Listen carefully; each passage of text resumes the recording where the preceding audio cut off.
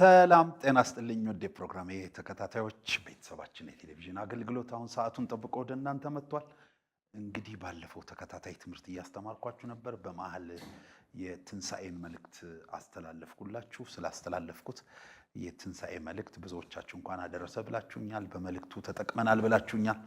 በጣም ደስተኛ ነኝ። እግዚአብሔር ይባርካችሁ። እንግዲህ የጥንዶች አብሮነት መሰረታዊ መርሆች በተለይ ከዘለቄታዊ አብሮነት አኳያ ጥንዶች ሊያደርጉ የሚገቡ ዋና ዋና ነገሮችን እያየን ነበር። የመጀመሪያ ብለን ያየነው ጤናማ ጋብቻና ቤተሰብ ተኮር ዕውቀት ብለን በዚህ ስር ደግሞ ሰፋፊ ሐሳቦችን የተመለከትንበት ሁኔታ አለ። ሁለተኛ ራስን መቀበል ወይም ሰልፍ አክሴፕታንሲ ወይም ሰልፍ ስቲም እንደዚሁ ለዘለቄታዊ አብሮነት ያስፈልጋል ብለን እንደዚሁ የተነጋገርንበት ሁኔታ ነበር። እንግዲህ ሶስተኛ በፍቅር መመላለስ ብለን በፍቅር ከመመላለስ አኳያ ጥንዶች በራሱ ከፍቅር ትርጉም ጀምሮ ማወቅ የሚገባቸውን ዋና ዋና ነገሮች ያየንበት ሁኔታ አለ። እንግዲህ ፍቅር ምንድነው በሚል በተለይ ዋና ዋና የሆኑ የፍቅር መገለጫዎችን እንግዲህ አንዳንድ ሰዎች ወዳታለው ወደዋለው ይባባላሉ።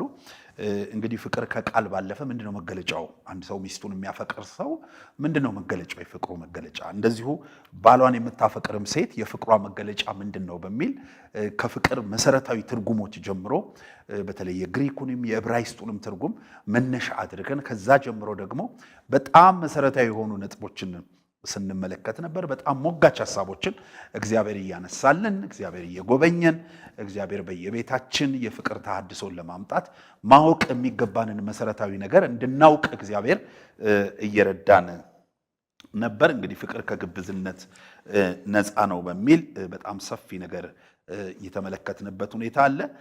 ሌላው ስለ ፍቅር ሁለተኛው የፍቅር መገለጫ ተፈቃሪን እንደራሱ ያያል። ፍቅር ተፈቃሪን እንደራሱ ያያል። የተፈቃሪ ጉድለት እንደራሱ ይሰማዋል። የተፈቃሪ ድል እንደራሱ ይሰማዋል። ተፈቃሪ ሲደሰት አብሮ ይደሰታል። ተፈቃሪ ሲያዝንም አብሮ ያዝናል። ፍቅር ከዚህ አኳያ እንግዲህ በተለይ ለዚህ ምሳሌ እንዲሆነን በተለይ በባልና ሚስት መካከል ስላለ ፍቅር ስለሆነ እያነሳን ያለ ነው። በባልና ሚስት መካከል ላለ ፍቅር ደግሞ ደጋግመንም በተለያዩ ፕሮግራሞች እንደምናነሳው በክርስቶስና በቤተክርስቲያን መካከል ያለ ፍቅር በምሳሌነት ሲታይ እንመለከታለን። በተለይ ኤፌሶን 5 ከ28 እስከ 30 ላይ ስንመለከት እንዲሁም ባሎች ደግሞ እንደገዛ ስጋቸው አድርገው የገዛ ሚስቶቻቸውን ሊወዷቸው ይገባቸዋል ይላል። እንደገዛ ራሳቸው እንደገዛ ስጋቸው አድርገው ነው የሚለው። እንደገዛ ስጋቸው አድርገው የሷ ነገር የኔ ነገር ነው ብለው በቃ ህመሟ ህመሜ ነው፣ ደስታዋ ደስታዬ ነው፣ ችግሯ ችግሬ ነው፣ ሐዘኗ ሐዘኔ ነው ብለው እንደገዛ ስጋቸው አድርገው እንደገዛ ራሳቸው አድርገው ሚስቶቻቸውን ሊወዱ ይገባቸዋልና ቀጥሎ እንዲህ ይላል፣ የገዛ ሚስቱን የሚወድ ራሱን ይወዳል ይላል። ወገኖቼ የትዳር ጓደኛን መውደድ ራስን መውደድ ነው።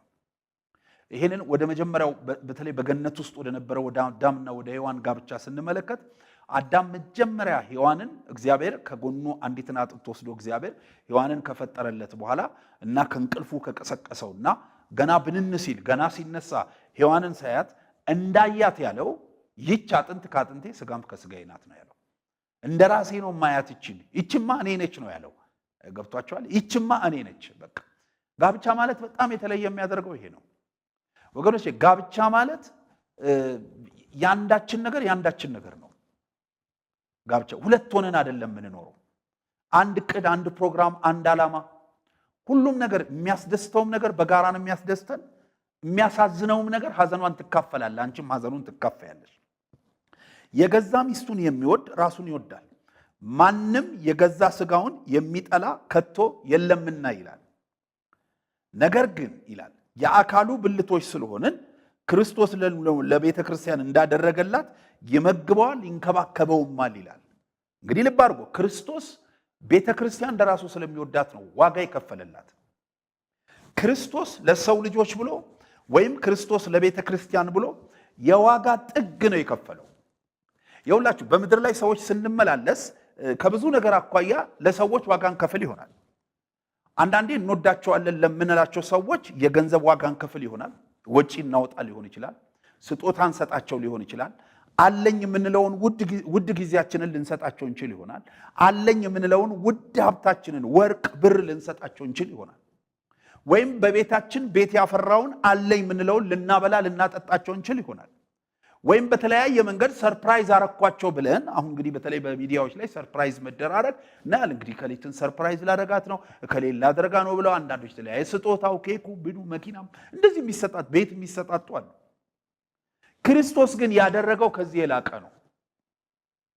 ክርስቶስ ሰርፕራይዝ ያደረገን ራሱን ለኛ ሰጥቶ ነው።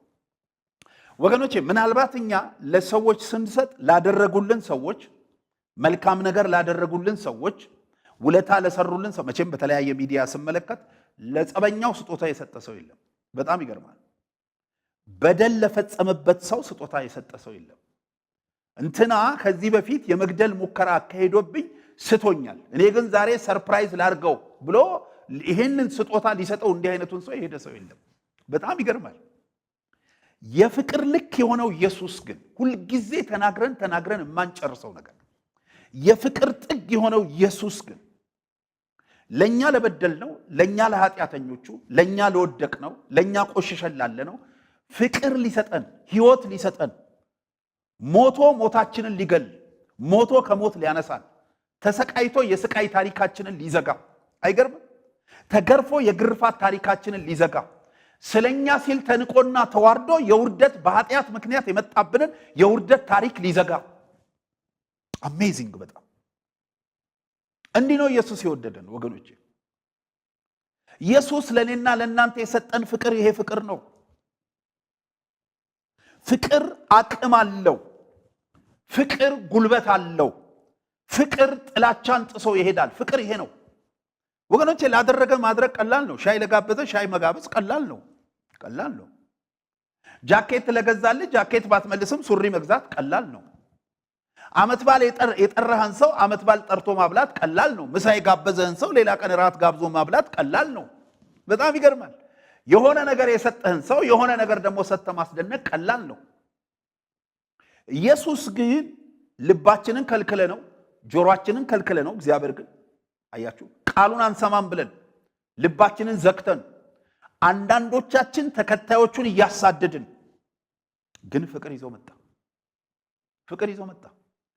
በድለነው ወድቀን እያለ በኃጢአታችን ምክንያት ረክሰን እያለ ኢየሱስ ፍቅር ይዞ መጣ።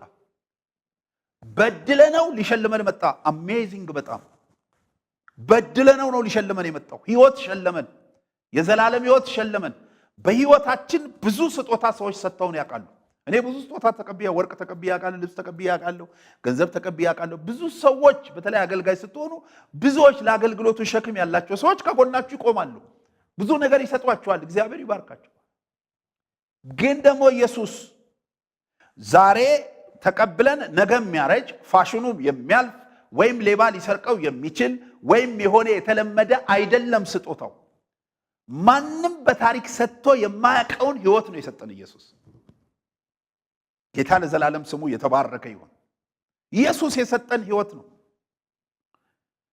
ልክ አለ። እንዲሁም ደግሞ ባሎች እንደገዛ ራሳቸው አድርገው የገዛ ሚስቶቻቸውን ይውደዱ አለ። እኔ እንደወደድኳችሁ እናንተም እርስ በርሳችሁ ተዋደዱ አለ። እንዲሁም ባሎች ደግሞ እንደገዛ ስጋቸው አድርገው የገዛ ሚስቶቻቸውን ሊወዱ ይገባቸዋል። የገዛ ሚስቱን የሚወድ ራሱን ይወዳል። ማንም የገዛ ስጋውን የሚጠላ ከቶ የለምና፣ ነገር ግን የአካሉ ብልቶች ስለሆንን ክርስቶስ ደግሞ ለቤተ ክርስቲያን እንዳደረገላት ይመግበዋል ይንከባከበውማል ይላል። በዚህ ፍቅር ነው መያያዝ አለብን። በዚህ ፍቅር ነው መያያዝ አለብን። ፍቅር ይሄ ነው ባህሪው። ፍቅር ለተፈቃሪ ራሱን ይሰጣል። ፍቅር የተፈቃሪ ችግሩ ነው። የተፈቃሪ ፔኑ ነው። የሚያፈቅር ሰው የተፈቃሪ ፔኑ ነው። እኔ ምናልባት ስለ ተቃራኒ ጾታ ፍቅር፣ ስለ ባልና ሚስት ፍቅር ስላነሳው እንጂ እኮ ፍቅር እኮ አጠቃላይ የሆነ ፍቅር ስትመለከቱት ክርስቶስ ለኔና ለእናንተ የሰጠው አይነት ፍቅር፣ እኔ እንደወደድኳችሁ እናንተም እርስ በርሳችሁ ተዋደዱ ያለበት አይነት ፍቅር፣ ያ ፍቅር እንካ መካ አይደለም። የሆነ ነገር ላደረገልሽ ሰው የሆነ ነገር ካረክሽ እሱ ፍቅር አይደለም፣ ቁብ ነው። እሱ አክሲዮን ማህበር ነው። ታመሽ የጠየቁሽን ብቻ መርጠሽ ታመው ከጠየቅሻቸው እሱ ቁብ ነው። አይገርምም? ሰላም ያሉሽን ብቻ መርጠሽ ሰላም ካልሻቸው እሱ ቁብ ነው።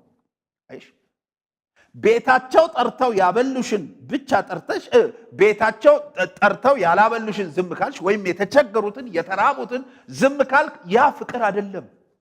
ያ እንደ ማህበር ነው፣ እንደ አክሲዮን ነው፣ እንደ ቁብ ነው፣ ወይም ደግሞ እንደ ሌላ ሰዎች ኢኮኖሚያቸውን ለማሳደግ አንዱ ለአንዱ ለመድረስ እንደሚመሰርቱት ማህበራዊ ተቋም ነው።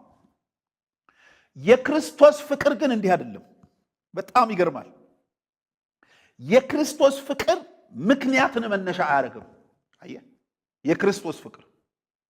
የክርስቶስ ፍቅር ፊት ስትነሳው አይቀርም፣ ስትዘጋው አይዘጋህም። የክርስቶስ ፍቅር አየህ፣ የክርስቶስ ፍቅር ያለው የሌለው አይልም፣ ሀብታም ደሃ አይልም፣ ውጭ ሀገር ውስጥ አይልም። የክርስቶስ ፍቅር ዛሬ በምድር ላይ ያጣነው ፍቅር እንዲህ አይነት ፍቅር ነው። እኔ ምንም እንኳን ስለ ባልና ሚስት ባነሳም አሁን ብዙ ሰው በተለያየ ምክንያት አንዳንዱ ግለሰብ ይጠላል፣ አንዳንዱ ማህበረሰብ ይጠላል፣ አንዳንዱ ህዝብ ይጠላል። ክርስቶስ ግን ወዳጅ ነው። ክርስቶስ በአመለካከት ደገፍከውም ተቃወምከውም ይወድሃል። የክርስቶስ ፍቅር እንደዚህ ነው። ለዚህ እኮ ነው በመስቀል ላይ ጭንቅ፣ በመስቀል ላይ ጣር ሆኖ ምን አደረገ? አምላክ እኮ ነው እሱ። አያችሁ፣ ስለ ፍቅር እኮ ነው። በርባን ወንጀለኛው ተፈቶ እሱ የተቸነከረው ስለ ፍቅር ነው። ስለ ፍቅር ነው። ስለ ፍቅር ነው የተተፋበት። እሱ ንጉሥ ነው፣ እሱ ንጹሕ ነው፣ እሱ ጻድቅ ነው፣ እሱ ቅዱስ ነው።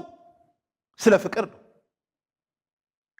በዛ በመስቀል ጣር ሆኖ አያችሁ፣ ኢቭን የመጣበትን ዓላማ አይረሳም ነበር። እያቃሰተ ሆምጣጤ እየጠጣ እየተወጋ እየተተፋበት የሾህ አክሊል ጭኖ ወገኖች የመጣበትን ዓላማ አይረሳም ነበር። የቸነከሩትም የሰቀሉትም ያሰቀሉትም የተባበሩትም ያደሙትም ያዋረዱትም እዛ ተሰብስበው እያሉ ኢቭን ለነሱ ይቃተት ነበር። አባት ሆይ የሚሰሩትን አያውቁምና ይቅር በላቸው። የፍቅሩ ጥግ በማንኛውም ጊዜ ኢየሱስ ይወዳል ሰው። በጣም ይገርማል። ብዙ ጊዜ ይሄ ክፍል እኔ ይሞግተኛል። ብዙ ጊዜ ራሴን ጠይቃለሁ፣ በማንኛውም ጊዜ ሰውን ወዳለሁ ወይ? በምንም ሁኔታ ውስጥ ሰውን ወዳለሁ ወይ? ኢየሱስ የአዳም ልጆችን ሁሉ ነው የወደደው። ወደደ። ስለ ፍቅር ነው ዋጋ የከፈለው። ስለ ፍቅር ነው ዋጋ። ዘር አለየም፣ ጎሳ አለየም፣ ሀገር አለየም፣ አህጉር አለየም፣ ኢኮኖሚ አለየም፣ ሀብታም አላለም፣ ደሃ አላለም፣ የተማረ አላለም፣ ያልተማረ አላለም፣ ጥቁር አላለም፣ ነጭ አላለም። በምንም ሁኔታ ቢሆኑ ሰዎችን ወዷል። ስለ ሰዎች ዋጋ ከፍሏል።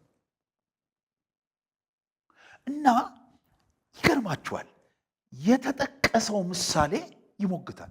ኤፌሶን 5 ላይ ክርስቶስ ደግሞ ቤተ ክርስቲያንን እንደወደዳት እናንተም ሚስታችሁን ውደዱ። ክርስቶስ ቤተ ክርስቲያን እንዴት ነው የወደዳት ስንል እስከ ሞት ተሰጥቶ ነው የወደዳት። እስከ ሞት አይደለም እኮ እስከ ሞት ታልፎ ለመሰጠት በሚበላ በሚጠጣ በምንመነዝረው ዛሬ ታይቶ ነገ በንትን በሚለው ነገር ሰዎች በጥቃቅን ጉዳይ ተጋጭተው እኮ ይመጣሉ። በጣም የሚገርማችሁ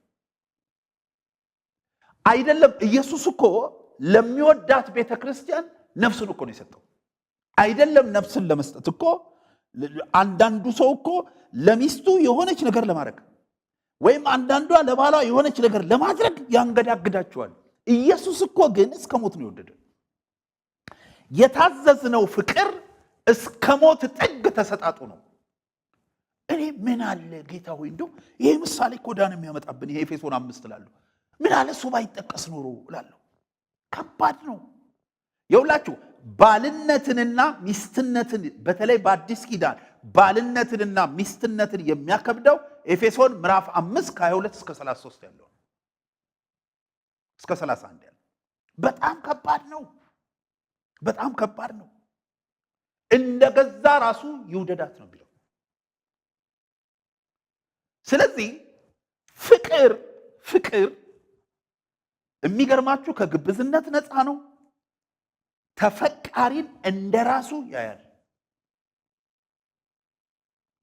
ወገኖቼ ይሄ ልክ ይሄ ፊሊንግ ውስጣችሁ ካልመጣ ጌታ ይረዳችኋል። ቀጥሉ። ይሄ ፊሊንግ ልክ ያንተ ጉድለት እንደሚሰማ ያንተ መብት መነካት እንደሚሰማ ያንተ ችግር እንደሚሰማ የሷ እስኪሰማህ ድረስ ቀጥል። አንዳንዶች እኮ ይላሉ አሞኝ አያዝንልኝም፣ ሲረበኝ ራበሽ አይለኝም፣ አሞኝ አታዝንልኝም፣ ገንዘብ ሳጣ አታዝንልኝም፣ እንትን ስለ አታዝንልኝም፣ ለኔ አታስብም እሷ እና የተለያየ ይላሉ። ይሄን ከመብታቸው ጋር አያይዘው ይናገራሉ። ለምንድነው ስንል የክርስቶስ ፍቅር ስላልገባቸው ነው። እነዚህ ሰዎች የክርስቶስ ፍቅር ቢገባቸው ግን ህመሙ ሆኖ ይሰማዋል። አያችሁ፣ ህመሟ ሆኖ ይሰማታል። ስለዚህ ፍቅር ተፈቃሪን እንደራሱ ያያል። ፊልጵስዩስ 2:2 ላይ እንዲህ ይላል፣ በአንድ ሐሳብ ተስማሙ፣ አንድ ፍቅር፣ አንድም ልብ፣ አንድም ሐሳብ ይሁንላችሁ። እንደገና አንደኛ ጴጥሮስ 3:8 ላይ ሁላችሁ በአንድ ልብ ሁኑ፣ የሌላው መከራ በእናንተ እንደሚሆን አድርጉ፣ እንደ ወንድማማች ተዋደዱ፣ ሩህሩሆችና ትሑታን ሁኑ ይላል። ወገኖቼ ፍቅር ተፈቃሪ እንደራሱ ያያል። አፍቃሪ እኔ አይልም፣ ወዳጄ ነው የሚለው። አፍቃሪ ባል ሲርበውና ምግብ ሲፈልግ አስቀድሞ በልተሻል ብሎ ነው የሚጠይቀው። ከዛ በሷ መብላት ውስጥ ነው ራሱ የሚበላው። አፍቃሪ ሚስት የሆነ ነገር ቢያስፈልጋት ውዴ ይሄ ነገር አድርገሃል አንተ ነው የምትለው። እንዲህ የሚባባሉ ባልና ሚስት አሉ። በጣም ይገርማል። አንዷ ምን አለችኝ? ባለቤቴ በልተሻል ራበሽ እንዴ ካለኝ እርቦታል ማለት ነው ትላለች። መጀመሪያ የኔም መብላት አረጋግጦ ነው ወደ ራሱ የሚመጣው ትለኛለች። ፍቅር እንዲህ ነው። ፍቅር ይኸውላችሁ የክርስቶስን ልብ ይዞ ተፈቃሪን እንደራስ ማየት እንጂ ፍቅር አበባ መሰጣጠት ብቻ አይደለም። አንዳንድ ሰው ወዳታለሁ፣ እኔ ሰርፕራይዝ አረጋታለሁ፣ አበባ ሰጣለሁ ይላል። ያ አበባ ሊጠወልግ ይችላል በሁለተኛው ቀን። የመጀመሪያው የሚቀድመው ነገር ያፈቀረ ልብን የልብ አበባን መስጠት ነው። የሚታየውን የተሳለውን ወይም የበቀለውን አይደል፣ ልብን መስጠት፣ እንደራስ ማየት። ይህን ፕሮግራም የምትከታተሉ ባልና ሚስት ወገኖቼ ልክ እንደራሳችሁ እስክትተያዩ ድረስ ጥግ ድረስ ተዋደዱ። ከኖራችሁ አይቀር ተዋደዱ። ይውላችሁ በቃ አገባችሁ አይደል? አዎ። ተጋባችሁ አይደል? አዎ። መለያየታችሁም አይደል? አዎ። እግዚአብሔር መፋታትን ይጠላል አይደል? አዎ። የሚያጋጫችሁ ምክንያት ላይ ተነጋገሩና በክርስቶስ ልብ እርስ በርሳችሁ ተዋደዱ። ጌታ ደግሞ ይረዳችኋል። ለመሰላችሁ ጌታ መጥቶ እኔን ከወደደኝ፣ እኔን ኃጢአተኛውን ከወደደኝ፣ አንተን ኃጢአተኛውን ከወደደ፣ አንቺን ኃጢአተኛዋን ከወደደች፣ ምንም እኮ የእግዚአብሔር ልጅ የሚያደርግ እኮ ምንም ምክንያት አልነበረንም። ታሪካዊ ምክንያትም የለንም። ታሪካዊ ዳራችንም ሲመረመር ወገኖቼ በአዳም ኃጢአት የወደቅን ነበርን። ግን ወደደን። በቃ ወደደን። ሰው ጠላኝ የምትሉ ሰዎች ጌታ ወዷቸዋል። በዚህ ፍቅር ተጽናኑ። ሰው ገፋኝ የምትሉ ሰዎች ጌታ ከነ ኃጢአት አቅፏል። አይገርምም? ገፈተሩኝ ከቤታቸው አስወጡኝ የምትሉ ሰዎች ጌታ ወደ ዘላለም ቤቱ አስገብቷል። መኖሪያ የለኝ የምትሉ፣ እኔ ባካይ ነኝ የምትሉ፣ እኔ ተንከራታይ ነኝ የምትሉ ሰዎች በክርስቶስ እግዚአብሔር በክርስቶስ የዘላለም መኖሪያ አዘጋጅቶላቸዋል። ይሄም ፍቅር ነው የተቀበልነው። ስለዚህ አዲስ ነገር ፍጠሩ አላለንም እግዚአብሔር። በዚህ እኔ በወደድኳችሁ ፍቅር እናንተም እርስ በርሳችሁ ተዋደዱ። ለዚህ ነው ፍቅር ተፈቃሪን እንደራሱ ያያል። ሌላው ሶስተኛው ፍቅር ያለውን ሁሉ ሕይወቱንም ጭምር ለተፈቃሪ ይሰጣል። ይኸውላችሁ ፍቅር ለተፈቃሪ ምኑንም አይሰስትም። ፍቅር ለተፈቃሪ ነፍሱንም ክብሩንም ጊዜውንም ማንነቱንም ነገሩን ሁሉ ይሰጣል። ለዚህ እኮ ነው ኢየሱስ የፍቅር ልክ ስለሆነ እኛ ተፈቃሪዎች ስለሆነ ከላይ ነው የመጣው። ክብሩን ትቶ ነው የመጣው። ከሰማይ መጥቶ መሬት፣ ያውም ከመሬት ስክራች ብረት ውስጥ ነው የተወለደው። በማይመች ቦታ በማይመጣ አይደለም፣ ለአምላኬ ለሰው የማይመጥን ቦታ ነው የተወለደው። አያችሁ፣ ለሰው የማይመጥን ቦታ ነው። ከብቶች በሚበሉበት ቦታ ነው የተወለደው። ፋንዲያ መሃል ነው የተወለደው። ሲያዩት የማይመች ሽታው የማይመች ነገሮቹ የማይመች ቦታ ነው የተወለደው። ለምን? እሱ ፍቅር ነው። ፍግ ቦታ ተወልዶ ቆሻሻ ቦታ ተወልዶ የኛን ቆሻሻ ማንነታችንን አጠበልን በደሙ። ስለዚህ ፍቅር ያለውን ሁሉ ህይወቱንም ጭምር ለተፈቃሪ ይሰጣል። አይሰስትም።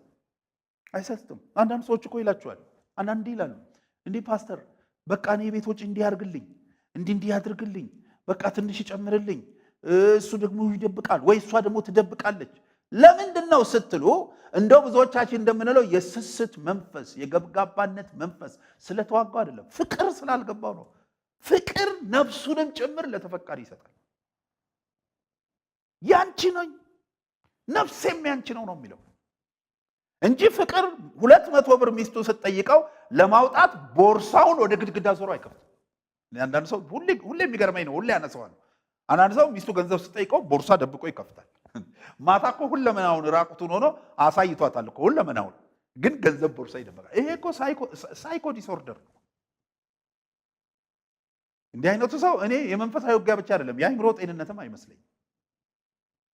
ፍቅር ከነፍስ የሚበልጥ ነገር የለም። ያፈቀረ ነፍሱንም ጭምር ለተፈቃሪ ይሰጣል። በቃ ፍቅር ነው ወገኖች። አሁን ይኸውላችሁ ሰዎችን ብዙ ጊዜ ጋብቻ አስተማሪዎች እናስተምራለን እንላለን እኮ ቸኮሌት ይዘላትና አበባ ስጣት፣ በዓል ሲመጣ እንትን በላት፣ ሽቶ ግዛላት፣ እንትን በልላት። ያንን ይኸውላችሁ ሙሉ ሱቅ ዕቃ ይዞላት ቢመጣ እሷ ሙሉ ነገር በሆነ ነገር ብትሰጠውም ዋናው ባልተለወጠ ልብ ከሆነ ነገ ሰውየው ቦታው ላይ ነው ያለው። ዋናው ነገር የክርስቶስ ፍቅር ካልገባቸው ሰዎች ግጭት ውስጥ መግባታቸው። የክርስቶስ ፍቅር ከገባው ግን እንደራሱ ነው የሚያየው። ስተቷን እንደ ስተቱ ነው የሚያየው። አይዞሽ ጌታ ይረዳናል ከዚህ እንነሳለን ነገር ነው የሚለው እንጂ ስትወድቅ አይከሳትም። እኔ አንዳንዴ ሳማክር የሚገጥሙኝ ሰዎች አሉ። በቃ እኔ ውድቀቱ ውድቀቴ ነው። ባሏ ወድቆ ፓስተር እንዴት እንደምንነሳ መከረን ያለችኝ ሴት አለች። እሱ እኮ ነው የወደቀው፣ እሱ እኮ ነው ያጠፋው፣ የራሱ ጉዳይ እኮ ማለት ትችል ነበር። ግን ምን አለችኝ? ኪዳኑ አለ። በድካምና በብርታት ጊዜ ሳልለይህ ለመኖር በህመምና በጤና ጊዜ በአንተ ብቻ ጸንቼ ሳልለይህ ለመኖር ብዬ ኪዳን ገብቼ ነው ያገባሁት አለች። ስለዚህ በርትቶ ነበር፣ አሁን ደከመ። መንፈሳዊ ጤንነት ነበረው፣ አሁን በመንፈስ ታመመ።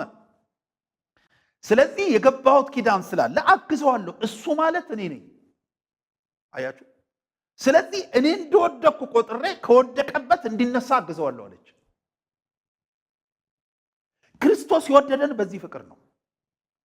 እና ይሄ ኤፌሶን 5 ላይ ያለው ቃል ዝም ብሎ አይደለም የተጠቀሰው፣ ድንገትም አይደለም የተጠቀሰው። በጣም ከባድ ቻሌንጅ ነው ይሄ ቃል።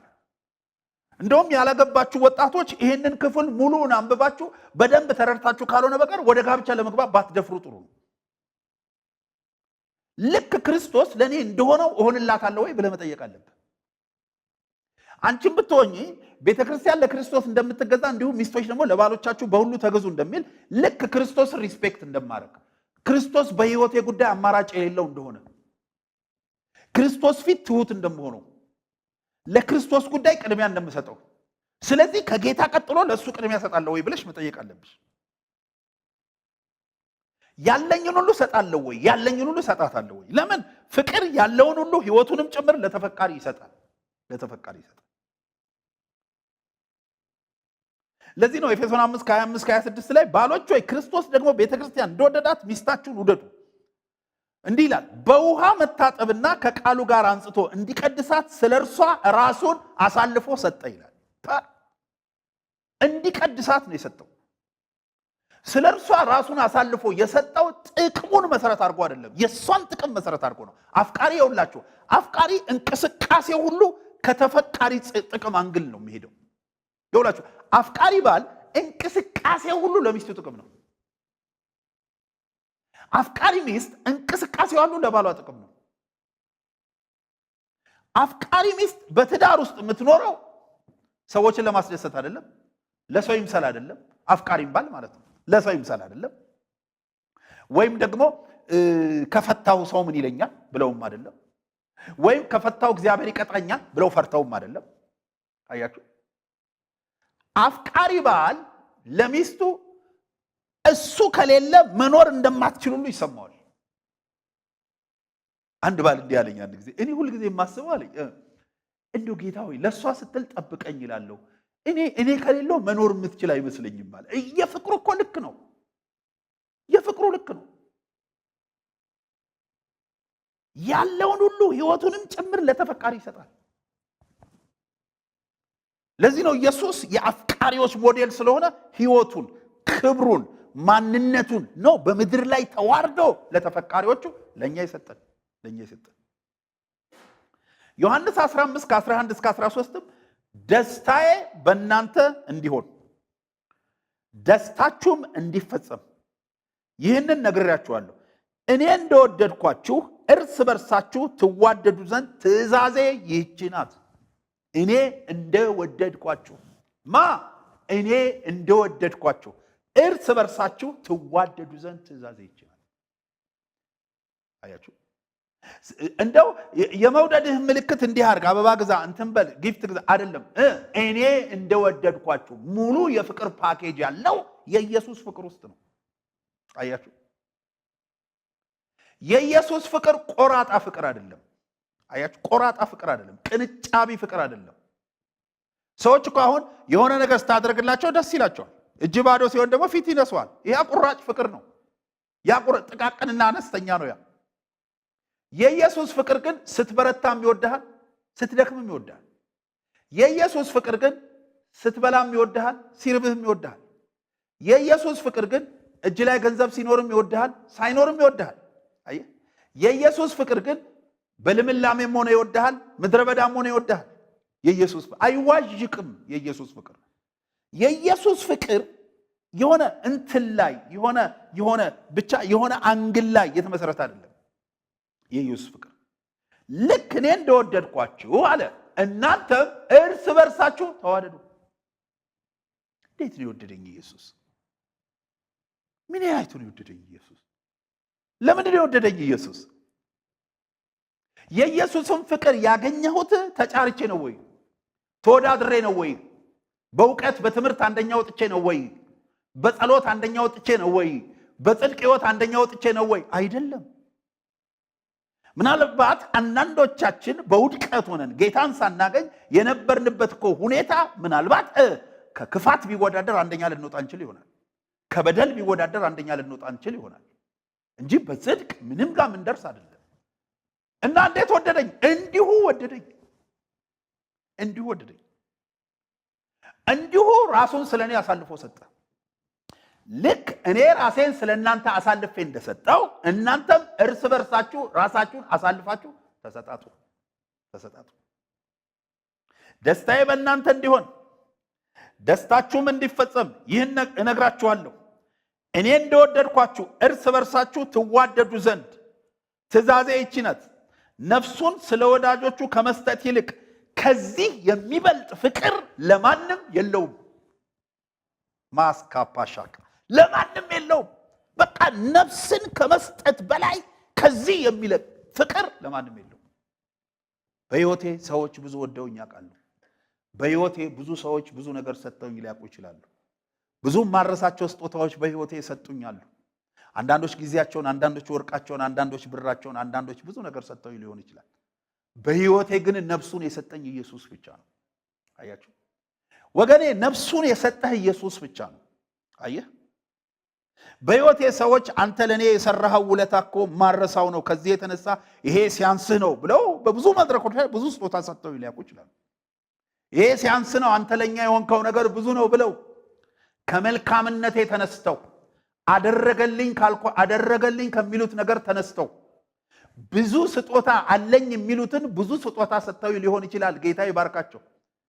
ኢየሱስ ግን አያችሁ ከክፋታችን ተነስቶ ቅጣት ማግኘት ሲገባል፣ ከክፋታችን ከኃጢአታችን ተነስቶ ፍርድ ማግኘት ሲገባል ሕይወት ሰጠን፣ ቅባት ሰጠን፣ ሞገስ ሰጠን፣ ደስታ ሰጠን፣ የዘላለም ሕይወት ሰጠን። ልብ አድርጉ። ማንም እንኳን በድለነው ቀርቶ መልካም ያደረግንላቸው ሰዎች ለኛ ሕይወት አልሰጡንም። እኔ የሚገርመኝ ኢየሱስ ሕይወት መስጠቱ ብቻ ሳይሆን ክፉ ሆነን ኃጢአተኛ ሆነን ደካማ ሆነን ሕይወትን ሰጠን። በጣም ይገርማል አለና ኢየሱስ በዚህ ፍቅር ተያያዙ። አያችሁ፣ ለጥል ድካምን አትጥቀሱ፣ ለመገፋፋት በደልን አትጥቀሱ። በበደል ቢሆንም ውደደው፣ በበደል ብትሆንም ውደዳት፣ ከነድካማ ውደዳት። ለምን? ኢየሱስ ቤተክርስቲያንን ከነፊት መጨማደዷ ወዶ ወደ ውበት አመጣት ነው የሚለው። ስለዚህ በክርስቶስ የፍቅር ሞዴል ባለቤትህን ከነድካማ ብትወዳት ያንተ የፍቅር ኃይል ወደ መልካም ነገር ያመጣታል። ባለቤትሽን ከነድካሙ ብትወጁ ያንቺ የፍቅር ኃይል ወደ መልካም ነገር ያመጣዋል። ይሉናል እኮ አንዳንዶች እሷ ነች ከወደቅኩበት ያነሳች፣ ክፉ ስሆንባት ፍቅር እየሰጠች መልካምነቷን ያጋባችብኝ እሷ ነች የሚሉ ባሎች አሉ።